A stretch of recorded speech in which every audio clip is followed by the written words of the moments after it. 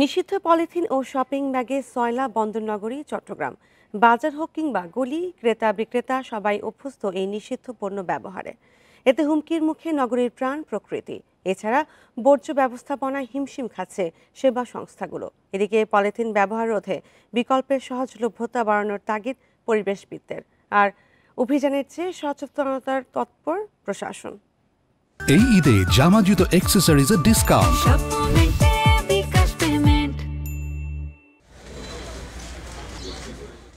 নিষিদ্ধ হলেও থেমে নেই পলিথিন ব্যাগের ব্যবহার। চট্টগ্রামের হাটবাজারে পণ্য কেনাবেচায় ব্যবহার হচ্ছে অবাধে। বিক্রেতাদের দাবি, ক্রেতাদের চাহিদায় দিতে হচ্ছে পলিথিনের ব্যাগ। এছাড়া সহজ বিকল্প না থাকায় কমছে না ব্যবহার। এখন কিছু নিয়ে আসে, খালি হাতে নিয়ে আসে, বলে 250 গ্রাম দিয়ে একটা পলি ব্যাগ দাও, এখান থেকে 250 গ্রাম একটা পলি মানে দিতে হবে, পলি না দিলে এখন অফিস থেকে বাইর হয়েছি, এখন তো এই মুহূর্তে বাসায় যে ব্যাগ নিয়ে আসা সম্ভব না। সেই ক্ষেত্রে এখন আমার নিশ্চয় পলিটা নিতে হবে।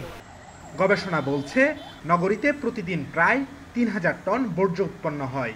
এর মধ্যে 41টি ওয়ার্ডে বছরে উৎপাদিত বর্জ্যের মধ্যে 2,57,000 টনই পলিথিন। অপচনশীল এ বর্জ্য ব্যবস্থাপনা করতে গিয়ে হিমশিম খাচ্ছে সিটি কর্পোরেশন। যে খালগুলো আমি কাটতেছি, উপরে সবই প্লাস্টিক, বিভিন্ন ধরনের বর্জ্য, এগুলো পরিষ্কার করতেছি।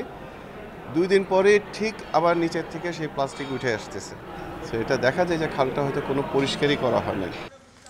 বছরের শুরুতে প্রশাসন ও সিটি কর্পোরেশনের অভিযান চললেও বর্তমানে তা স্থবির অবস্থায়। কর্তৃপক্ষ বলছে, সচেতনতাকে গুরুত্ব দিয়ে বাড়ানো হবে অভিযান।